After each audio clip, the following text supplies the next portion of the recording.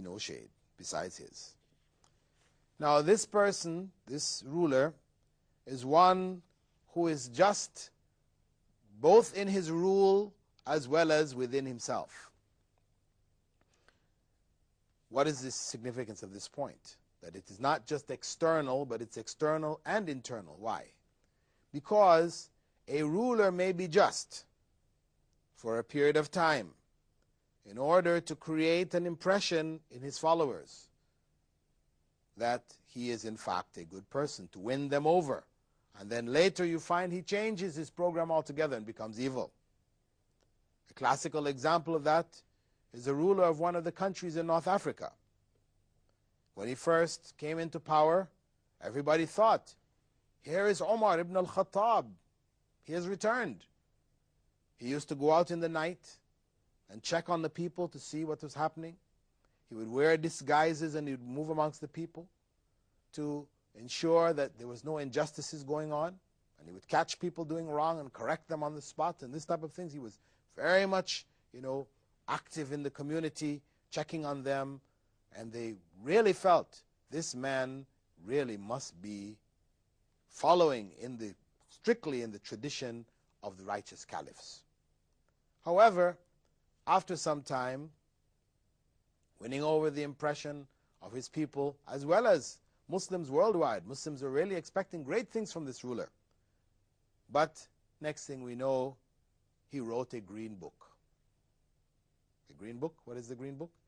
He wrote a green book, just as Mao Zedong wrote the red book on communism. He wrote a book of phrases, etc., which people who followed his teachings, the Maoists, used to depend on, used to get inspiration from, get guidance from, in their communist movement or the communist life.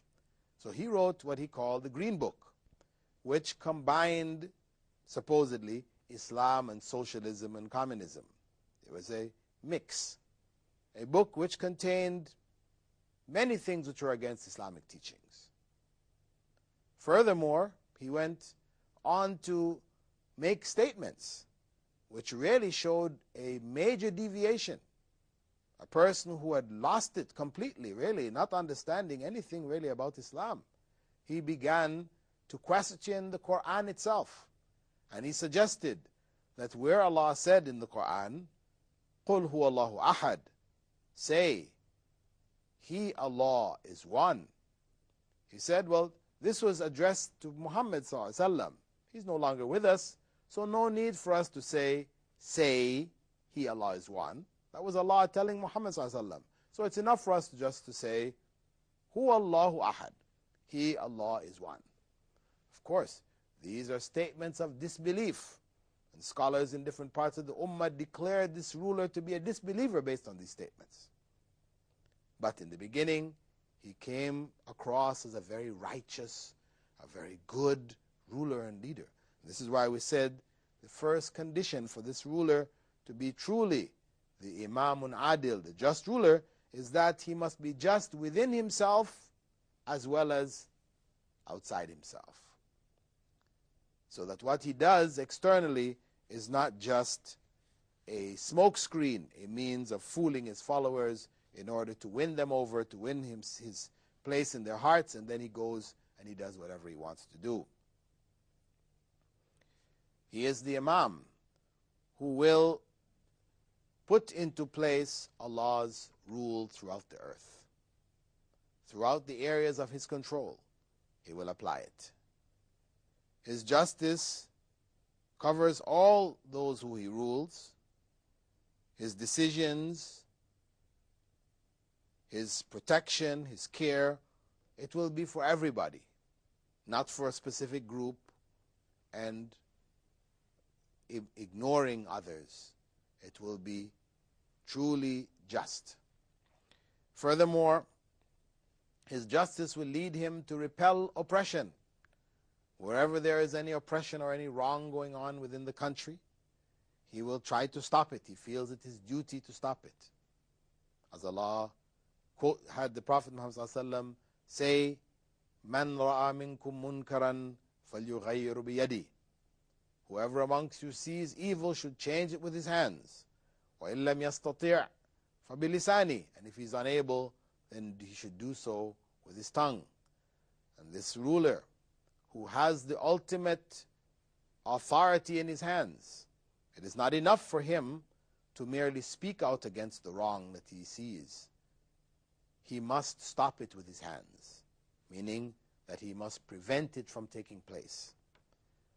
For most people, not in a position of authority like that, it is enough for them to just speak out against the wrongs that are there.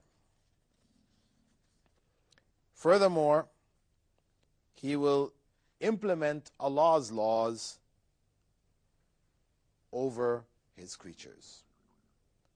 His justice will not be justice based on his own reasoning, what comes to his mind, nor will it be a compilation that he makes from the laws of this state and this country and that country, traditional laws, etc. No, it will be the Sharia, the law of Allah, which is the only law which should be used to judge and to rule the world, but primarily to rule Muslim people, because this is a law revealed by Allah, wherein Allah knows the conditions of people. He is the one who created them. He knows what is good for them and what is not. So He has specified what should take place, how a society should be governed, where the laws should be strong and should be harsh, and where they should be lenient. He is the one, Allah, who has set these bounds. And it is for the Imam to apply them. Any bounds or any systems which have been set up by human beings will have its faults. It might seem good in one area, but after it's applied, you will find that there's harm coming from some other area. Just like the classical case of Western civilization today, which promotes as the ideal mode of government democracy. This is supposed to be the ideal. And they're encouraging and demanding and pressuring different countries to apply the democratic ideal. And to some degree, the democratic ideal seems to uphold what is good. Where people have nothing, and the people get together and decide on something which is good and they try to implement it, there seems to be good from it. However, when we consider that that democratic ideal rejects revelation, it starts from a premise that the human mind is capable of arriving at what in fact is good for human beings by itself. So we don't need to go to revealed law, to the Ten Commandments, to the Quran. We don't need this. We are modern human beings. We have lived for generations. We have experienced the different legal systems. We know what is best. We can choose what is best for ourselves. And how do we arrive at it? Then we gather together. And whatever is a consensus, whatever we agree on, whatever the majority holds, this must be the best. And no one has the right to the absolute truth. Nobody can come in that gathering where we're going to make this decision and say, I've got the answer. No. The answer is whatever we will find amongst ourselves. So this is the approach of the democratic system. And although it might sound very nice, very attractive, the reality is that it is fundamentally evil. This system, which denies a place and a role for Islamic law, for revealed law. This system has no moral foundation. And what is evil a year ago can become good today.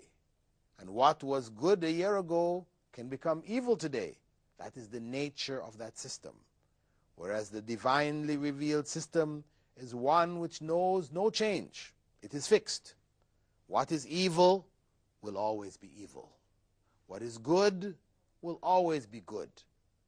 And this is the nature of divinely revealed law, that it preserves the good things and it prevents the evil things on a consistent basis.